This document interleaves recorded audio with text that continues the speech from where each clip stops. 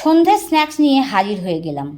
Boneless chicken নিয়ে তাতে আদা রসুন বাটা, নুন, গোলমরিচ গুঁড়ো, ময়দা, টক দই, গরম মশলা, ফ্রেশ ক্রিম আর চিজ দিয়ে খুব ভালোভাবে সমস্ত মশলা একসাথে চিকেনের সাথে মাখাতে হবে এবং এটা ম্যারিনেশনে রাখতে হবে 30 মিনিট।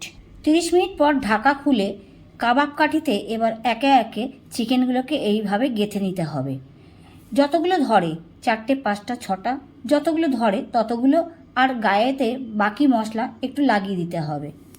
একইভাবে সমস্তটা গড়ে নেব। এরপর প্যানে বাটার দিয়ে দিলাম। তোমরা চাইলে তেল দিয়ে করতেই পারো, কিন্তু বাটার দিয়ে করলে স্মেলটা খুব ভালো হবে। কালারটা একটু চেঞ্জ হলেই এবারে পাল্টে দিয়ে আবারও কিছুটা বাটার মাখিয়ে দিতে হবে।